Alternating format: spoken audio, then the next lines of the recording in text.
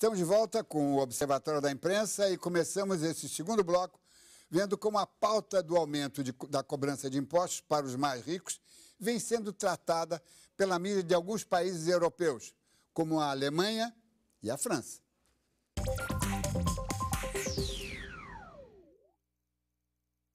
Em 2009, a revista Forbes fez uma classificação de 50 países em matéria de impostos. E adivinha quem ganhou o país que tem maior número de impostos? A França. Hoje, a França, tragada por uma crise na Europa que ameaça sua própria economia, tenta tirar dinheiro de onde pode. O governo apresentou um plano de austeridade e apresentou um plano também para aumento de impostos dos mais ricos. Obviamente, uma medida bastante impopular na classe mais privilegiada da França, mas que encontra um certo eco na população francesa. Uma sondagem feita no ano passado mostra que mais de 80% dos franceses é favorável a um aumento de impostos dos mais ricos. Aumento de imposto, de qualquer forma, às vésperas de uma eleição presidencial, nunca é assunto fácil. E no ano que vem, o presidente Sarkozy, que espera-se será candidato a uma reeleição, terá uma disputa particularmente dura, porque ele hoje amarga um dos seus piores índices de popularidade desde que assumiu o governo.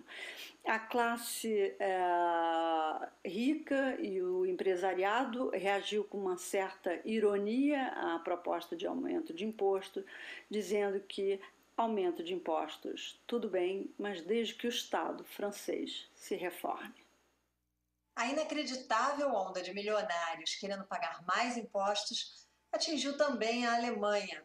E por aqui a mídia vem ajudando a colocar mais lenha nessa fogueira.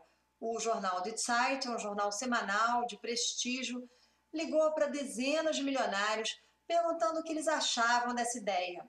E conseguiu arrancar de 4 deles uma posição favorável. É um grupo restrito, mas com certeza de peso. Um ex-banqueiro que tem uma fortuna avaliada em 100 milhões de euros também declarou a Der Spiegel que aceitaria sim pagar mais impostos, desde que fosse para reduzir a dívida pública e retomar a prosperidade no país.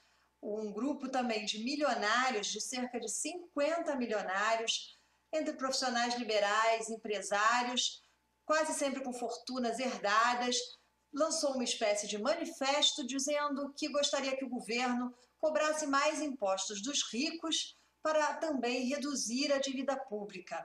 Uma espécie de líder desse grupo, um psicanalista sessentão, disse que é preciso reduzir a desigualdade entre ricos e pobres na Alemanha.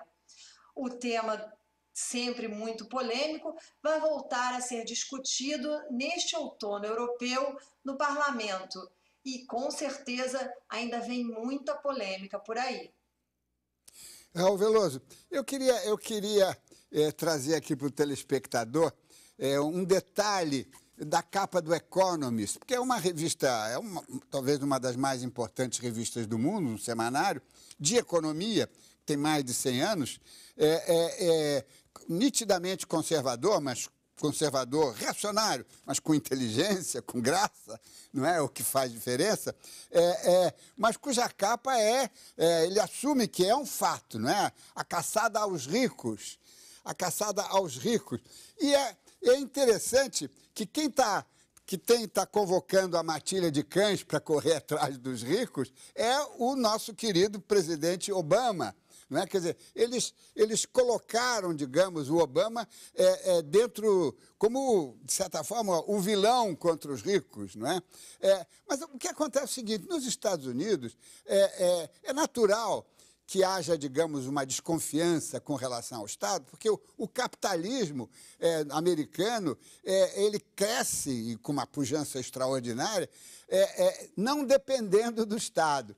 No Brasil, as grandes fortunas, as grandes empresas, com raríssimas exceções, foram feitas à sombra do Estado, não é? Como é que você vê essa coisa?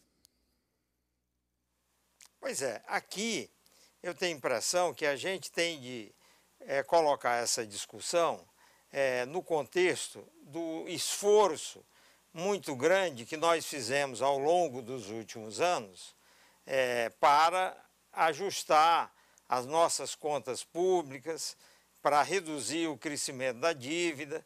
E aí o Estado brasileiro, os governos que seguiram, eles iniciaram um processo de ajuste que se concentrou fundamentalmente no aumento da arrecadação e também no corte dos investimentos. E aí, nesse contexto, sem importar muito como as pessoas ficam ricas por aqui, o objetivo era arrecadar a qualquer custo. E aí foram adotadas as medidas capazes de produzir fortes aumentos da arrecadação. E a sociedade brasileira, ao contrário do que muitos acham, eu considero que ela é bastante, vamos dizer assim, pacífica em relação a essa questão de cobrança de impostos, porque só mais recentemente que nós tivemos manifestações e demonstrações de resistência à cobrança de impostos, quando, de fato, a arrecadação chegou a níveis recordes mundiais. Mas entre o início desse processo e o final, vamos dizer assim, o governo federal fez o que quis em matéria de arrecadação de impostos. Não houve resistência da sociedade e vou lhe dizer, é muito difícil saber com segurança, não há estudos empíricos capazes de demonstrar isso com clareza, se ao longo desse período os mais pobres pagaram mais ou menos impostos, até porque a gente tem de considerar também que o Brasil tem um sistema de transferência de dinheiro para pessoas que, em termos relativos, pode ser um dos maiores do mundo, em que cerca de 50 milhões de pessoas recebem um benefício do orçamento da União. Então, você tem uma mistura de tributação que você não sabe direito onde ela incide e um sistema de transferências que pode alcançar, se nós pusermos 2 pessoas por família, uma parte expressiva da população, mais de 100 milhões de pessoas, e tudo isso está misturado e ninguém sabe direito quem é quem, o que é Estado, o que não é Estado, quem recebe favores e benefícios. O sistema brasileiro é muito complexo e eu diria que há uma certa cumplicidade entre as partes que acaba aparecendo nesse fato de que só muito recentemente apareceu uma certa resistência à criação de impostos, quando nós devemos ter atingido, seguramente, a maior carga tributária relativa dos países emergentes e maior do que a média até dos países mais ricos.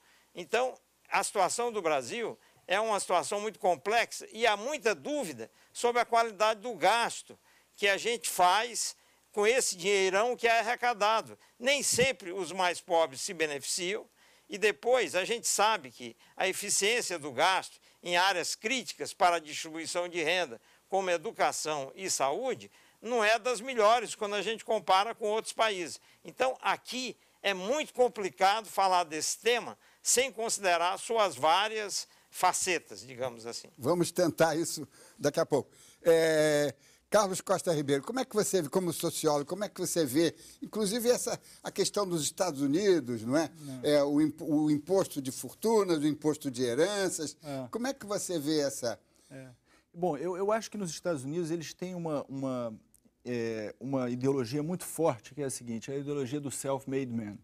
Essa é uma ideologia muito forte lá, que está presente. Então, você competir para chegar e se tornar rico é valorizado, o sucesso é valorizado, mas também é valorizado uma certa ideia de que você tem que partir de um patamar mais ou menos comum, né? E com seus próprios esforços, chegar lá e construir uma fortuna, como o Warren Buffett e o Bill Gates são os exemplos máximos. Não estou dizendo que isso seja verdade para todas as pessoas, mas isso é a ideologia. E essa ideologia lá tem consequências em relação ao que se faz em termos de impostos. Por exemplo, os impostos sobre herança são muito altos a partir de um determinado valor, o que fez com que se criasse um sistema de vamos dizer assim, não é propriamente burlar os impostos, mas é uma desconfiança do Estado fazer com que com esse imposto sobre as fortunas sejam passados para a sociedade através de outros mecanismos que não são do próprio Estado.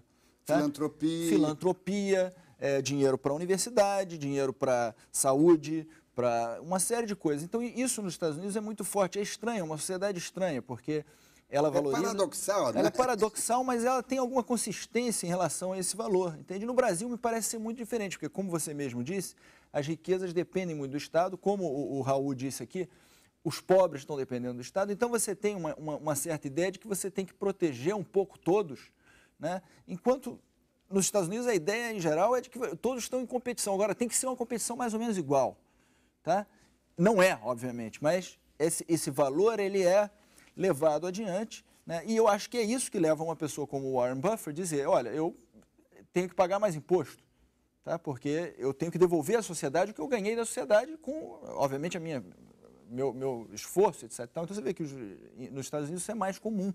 Né? Eu não sei se seria possível no Brasil uma coisa desse tipo, porque a gente tem uma desconfiança do Estado também, mas a gente depende do Estado. Então a gente tem aquela coisa meio ambígua em relação ao Estado. Né? João Vilaverde, você, repórter em Brasília, você tem acompanhado, por exemplo, como é que está no Congresso o andamento do imposto sobre fortunas, toda essa questão também do incentivo a doações, porque eu já conversei com muitas pessoas afortunadas, ricaços, que estariam dispostos a abrir suas burras para ajudar projetos filantrópicos, né? E não conseguem, porque o próprio Estado não está interessado, ou não criou os canais para isso. Como é que você vê isso, hein?